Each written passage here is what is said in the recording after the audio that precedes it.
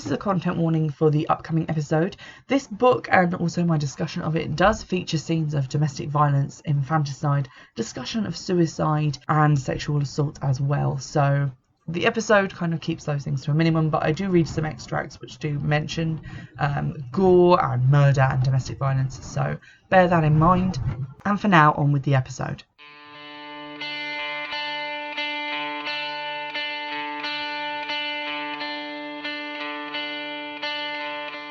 Hello everybody and welcome back to Witchfix. Today I'm going to be talking about the first book in a new series that I've just started called Rivers of London by Ben Aaronovitch, who is described as a Sunday Times best-selling author on the front of the book. Now this series is quite confusing because it comprises graphic novels, short novellas, audio-only books, so it is quite confusing, but this is the first novel in the series, and I'm going to be looking at the novels as opposed to the graphic novels, and etc, etc, etc. And we'll be also not going into the novellas around the novel series. There are currently, I think, 9 novels in that series.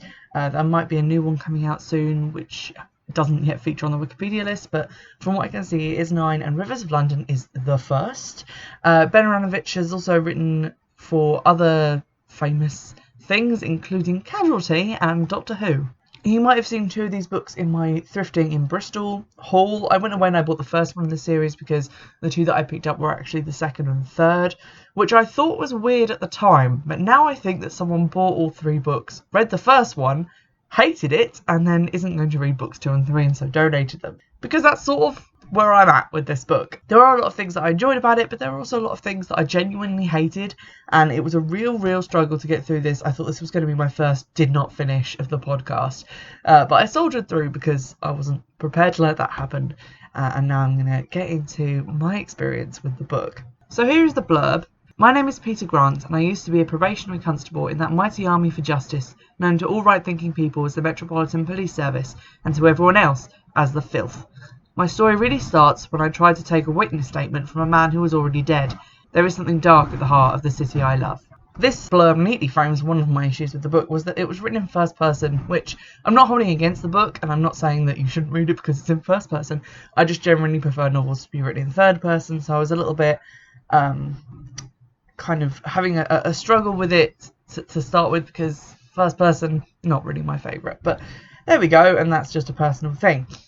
Now, the setting of the book is that Peter Grant, who is a mixed-race constable with the London Police, I've been trying to find some more diverse books that aren't just, white ladies as the protagonist, and obviously having a male protagonist and also a protagonist of colour, pretty cool.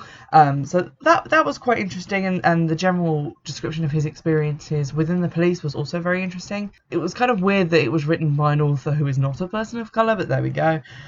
So the general idea behind the book is that Peter has this sort of supernatural experience with a ghost while he's keeping an eye on an active crime scene, and he's then, through various instances and situations, drawn into what is essentially the magic arm of the London Police, which is one guy who's currently trying to deal with it, and he becomes this guy's apprentice and starts learning how to be a wizard and learning magic spells and generally trying to deal with occult crime or supernatural occurrences that the rest of the Met can't deal with.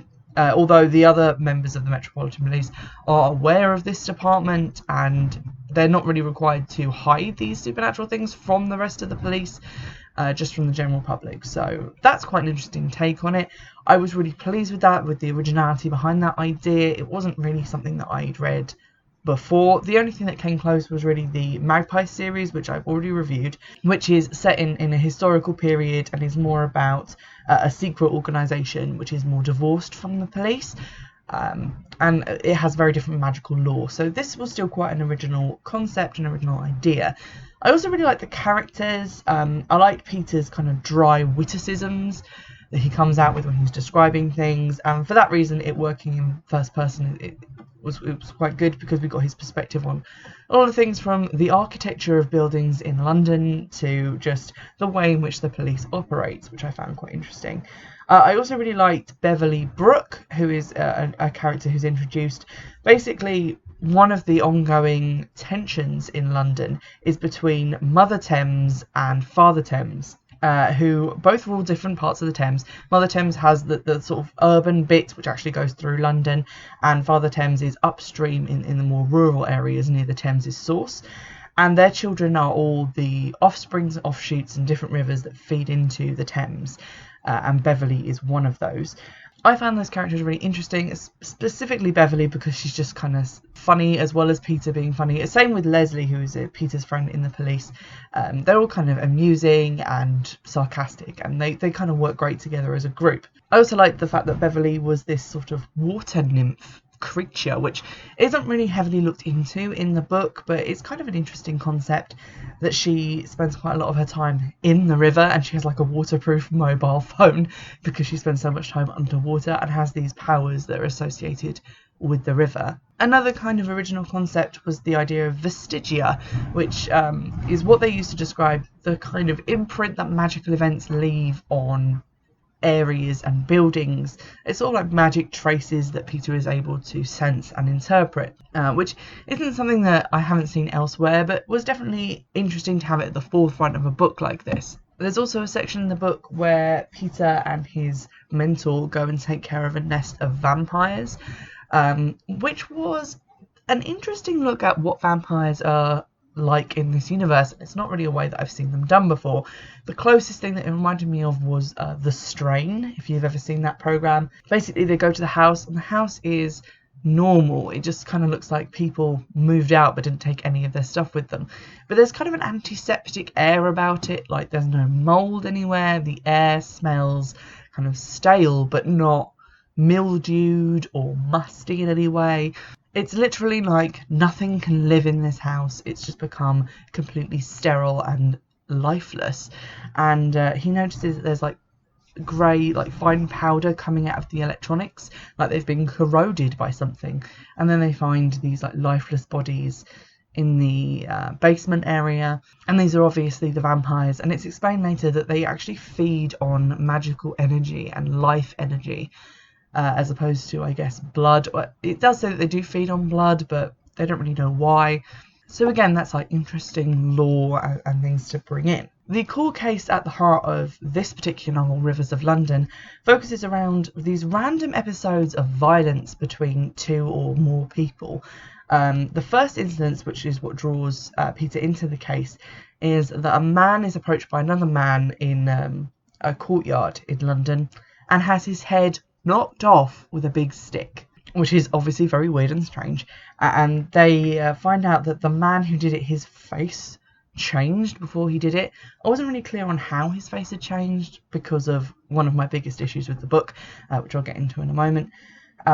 But slowly they begin to see other instances of this exact thing happening elsewhere, not always knocking people's heads off, but other violent things occurring, and they're kind of following this trail of violent instances to try and find out what's behind them. Now, one of the main issues that I had with the book, aside from quite a number of the scenes being quite drawn out, was that it is quite confusing in places and the writing gets very muddled. Particularly when there is an action scene, it becomes very difficult to work out what's going on, and I kind of relied upon the characters discussing what had happened afterwards to actually work it out. And occasionally when they were having these kind of debrief sessions when they were talking about what happened, they would say things that I was like, wait, is that actually what happened? How do we know this?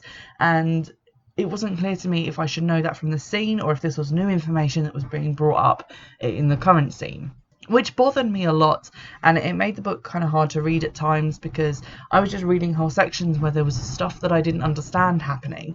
And I'm just going to read you an example of this from page 60 and 61. Peter and his friend, who's also a police officer, Leslie, have arrived at a man's house to question him as he is the chief suspect in the first murder to occur in the book. They think that he was involved in this because the dead guy's dog bit him on the nose, and they had a little fight about this at a park, and then they met up again later that night. They have CCTV footage showing that guy in the area, and they believe he was involved in the murder. When they arrive at the house, there's a lot of commotion going on, and then the baby, this guy's baby, is thrown from an upper story window, through an upper story window, and lands on the ground. Leslie stays behind to try and do first aid and CPR on the baby, and Nightingale, who is Peter's wizard master, I guess, takes him into the house to try and find out what's going on, and then the following occurs.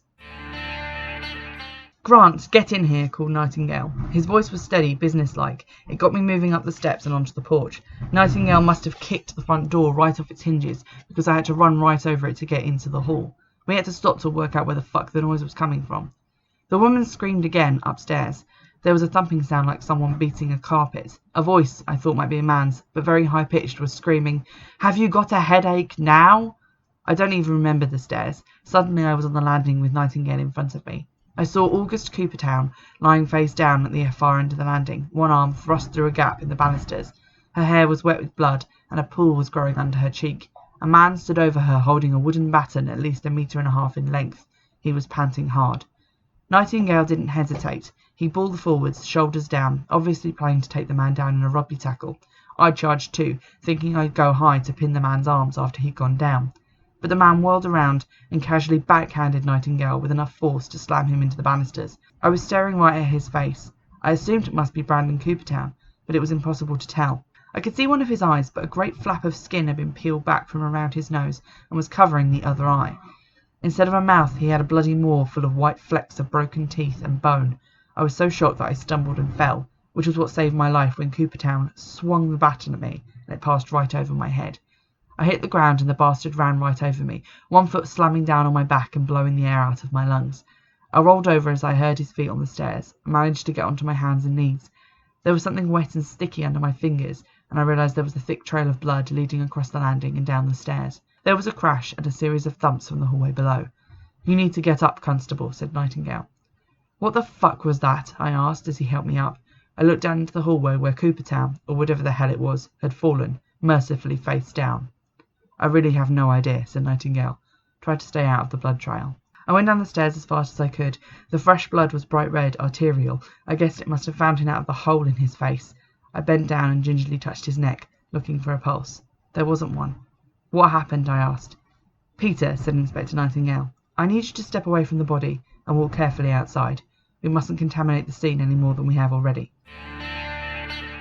So obviously, because that scene is in first person, it's very frenetic, there's a lot of action going on, it's easy to get lost in it and to not really know what's happening. But I kind of lose track of Mr. Coopertown, the assailant, halfway through that scene, because he steps over Peter, steps on Peter, and then I didn't know how he got to the bottom of the stairs, because there's this blood and then he's face down. Did he jump? Did he fall?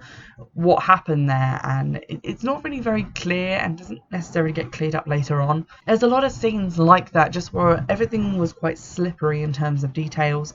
I couldn't really work out what was happening, and given that the later scenes in the book take place during a riot, it does get very, very complicated and very confusing, and I found myself kind of wishing that there would be a little bit more clarity in terms of who was where and who was doing what. Particularly because there are so many pairs or groups of individuals who are involved in these crimes, which are separate crimes, because there's obviously this that happens at the house, there's the original murder, then there are later murders, and also the inciting incidents behind those murders. And a lot of people are just referred to as by their last names. I started losing track of who was who, and it would have been helpful in sentences about those characters to be reminded, oh, this was this person and this is what happened to them, because I started losing track big time of who was who and who had been involved in which incident. Another example of this confusion is sometimes in the explanations of the magic or magical events that take place. It's not entirely clear how something works or why something is working, and this is something that is exemplified referring to the autopsy of Mr. Coopertown in pages 68 and 69. "Below the neck," said Dr. Waleed. "He's a physically fit man in his late 40s. It's his face that holds our interest here. Or rather, what was left of his face. Dr. Waleed had used clamps to splay open the torn flaps of skin so that Brandon Coopertown's face looked horribly like a pink and red daisy. Starting with the skull," said Dr. Waleed, and leaning in with a pointer. Nightingale followed suit, but I contented myself with peering over his shoulder. "As you can see, there's extensive damage to the bones of the face. The mandible, maxilla and zymatic bones have been effectively pulverised, and the teeth, those normally reliable survivors, have been shattered. A heavy blow to the face? Asked Nightingale. That would be my first guess, said Dr. Waleed, if not for this. He used a clamp to seize one flap of skin. I guessed what had once covered the cheek, and draw it over the face. It reached right across the breadth of the skull and flopped down to cover the ear on the other side. The skin has been stretched beyond its natural capacity to retain its shape, and while there's not much left of the muscle tissue, that too shows lateral degradation. Judging from the lines of stress, I'd say something pushed out his face around the chin and nose, stretching the skin and muscle, pulverising the bone, and then holding it in position. Then, whatever it is holding it in that shape vanishes. The bone and soft tissues have lost all their integrity, and basically his face falls off. Are you thinking dissimulo? Asked Nightingale. Or a technique very like it, said Dr. Waleed. Nightingale explained for my benefit that dissimulo was a magic spell that could change your appearance. Actually, he didn't use the words magic spell, but that's what it amounted to. Unfortunately, said Dr. Waleed, it essentially moves the muscles and skin into new positions, and this can cause permanent damage. Never was a popular technique, said Nightingale. You can see why, said Dr. Waleed, indicating the remains of Brander Coopertown's face. Any signs that he was a practitioner? Asked Nightingale. Dr. Waleed produced a covered stainless steel tray. I knew you'd ask that, he said. So here's something I whipped out earlier. He lifted the cover to reveal a human brain. I'm no expert, but it didn't look like a healthy brain to me. It looked shrunken and pitted, as if it had been left out in the sun to shrivel. As you can see, said Dr. Waleed, there's extensive degradation of the cerebral cortex and evidence of intracranial bleeding that we might associate with some form of degenerative condition, if Inspector Nightingale and I were not already familiar with the true cause. He sliced it in half to show us the interior. It looked like a diseased cauliflower. And this, said Dr. Waleed, is your brain on magic. Magic does that to your brain, I asked. No wonder nobody does it anymore. This is what happens if you overstep your limitations, said Nightingale. He turned to Dr. Waleed. There wasn't any evidence of practice at his house. No books, no paraphernalia, no vestigium. Could someone have stolen his magic, I asked, sucked it out of his brain?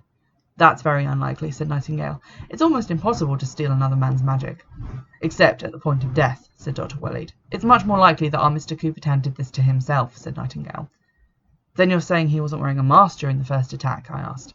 That seems likely, said Nightingale.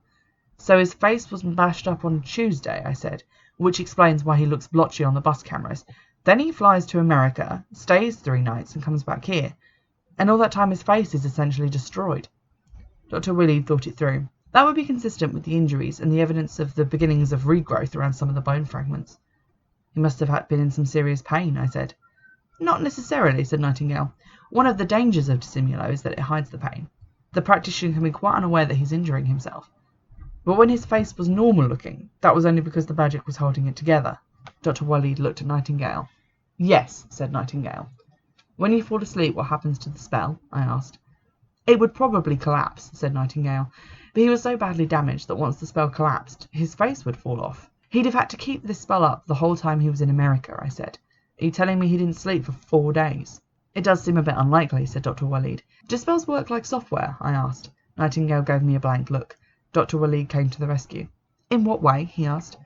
Could you persuade somebody's unconscious mind to maintain a spell? I asked. That way the spell would stay running, even when they were asleep. It's theoretically possible, but morality aside, I couldn't do it, said Nightingale. I don't think any human wizard could. Any human wizard. Okay. Dr. Waleed and Nightingale were looking at me, and I realised they were already there and waiting for me to catch up. When I asked about ghosts, vampires and werewolves, and you said I hadn't scratched the surface, you weren't joking, were you? Nightingale shook his head. I'm afraid not, he said. Shit, I said. Dr. Waleed smiled. I said exactly the same thing 30 years ago, he said. So whatever did this to poor old Mr. Coopertown was probably not human, I said. I realised that was quite a long chunk to read out for you guys, but what I was getting at was that it's quite confusing at the end here what they are actually talking about. So they're talking about how he's used this spell to change his face, and that the second that he stopped using the spell to hold his face in shape, it would fall off in these like bloody pieces and his bones would break and his teeth would come out because of the damage that changing his face in the first place did. And they're saying that he couldn't have kept this spell up for 4 days because he'd have had to sleep, and as soon as you go to sleep the spell would stop working and your face would come off. But then they go on to say that whatever did this to him was not human, And this confused me because I was like, okay, but they're saying that this is a spell that he's done to himself. So how is the spell being performed by an outside source now? And apparently one that didn't have to sleep. So are they saying that he did the spell on himself, or are they suspecting that an outside source performed the spell on him and then didn't sleep for 4 days, meaning that they're not human? It's slightly confusing about how it works and what's happening, and it doesn't really get clearer the more murders and crimes take place. And maybe it was just me being dim, or like it was my first read through and I was getting confused, but it did kind of annoy me that I had to keep going back over sections to try and work out what it was they were actually saying. But to be honest, I was kind of alright with it and having an okay time with the book, and I was keen to get to the bottom of the murder mysteries. But then something happened, and it happened on page 146, which kind of dented my goodwill towards the book. And it was this section. They've essentially gone to see a doctor who was attacked by a cycle courier he was trying to treat at a hospital. They've gone to his house, and I think his wife is the only person there. So they're talking to her. So basically what I'm trying to make clear from that explanation is that we don't really know anything about this woman's life at all, aside from the fact that she's married to this guy who was kicked in the face by one of his patients. There was only one doorbell, and the small front garden was given over to gravel, the dustbins, and a couple of empty bright red plant pots. I was thinking that either Dr. Framlin owned the whole place, or he was sharing with friends. I pressed the bell, and a cheerful voice said it was on its way. The voice belonged to a plump, round-faced woman, of the sort that develops a good personality, because the alternative is suicide. So I was mistaken in thinking that she's his wife, because I've just done a quick scan of the next pages, and it's not actually really clear who she is. This is like the first and only time we encounter her. But it says that she is a plump, round-faced woman and has developed a good personality because the alternative is suicide. And I read that a couple of times over and over again, and then I actually shared it on social media on Facebook and Instagram, just to see if other people were reading it the same as me. Because that kind of comment I would think would apply to someone who's been through a lot in their life and has had to become cheerful and happy-go-lucky just to kind of deal with the shit that's happened to them. But that's not the case in this extract, because we don't know anything about this woman or the kind of life she's had. We only know that she is a plump and round-faced woman. So essentially what this passage is saying is that she is fat and she has had to develop a cheerful disposition because the alternative is killing herself. Which is kind of a disgusting remark to make, and not really something that engenders a liking for the protagonist that says things like that, or the author that has the protagonist say things like that. So from that point onwards, I was really struggling to kind of like the character and the author for saying something that I'd interpreted in that way, and which a lot of the people that I shared this with also interpreted in that way. So to be honest, that just kind of left me with a lot of negativity towards the book, and it made it harder and harder to see past the issues that I was having with understanding some of the text, because I wasn't really prepared to give the benefit of the doubt to the writing style anymore, because it had so offended me in that way. So yeah, wasn't really enjoying it from that point onwards. Something else that I found just slightly tiresome was the fact that each section of the book where they go to a different location to investigate the crime is prefaced with a long paragraph about the history of that location. So I felt like I was already having trouble trying to remember the facts of the case, like who was involved, their names, etc., what had happened, and also the magic stuff, the rules behind that and what was happening there, and trying to work out and hold in my mind the details of what had occurred in terms of the crime and what evidence they had.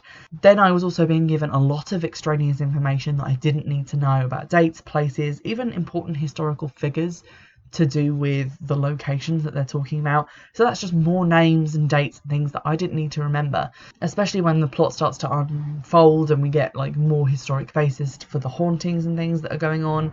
It was just a lot, and not necessarily information that I needed to hold on to and needed to be given in the first place. The book also kind of suffers from written by man syndrome, which is fine. Like, books can be written by men. I'm not saying men can't write books, but it is very obvious when describing female characters that it is being written by a man, because the most of descriptions of the women tend to be about what their boobs are doing at any given moment. For example, if the character is at any distance from the man, he's examining her boobs and commenting on like the fact that they look good in whatever she's wearing, and the fact that he's getting an erection just looking at them. Or if she's any closer to him, it's about how they're pressed against his side or his front, or the fact that he's holding her, and again, erection territory.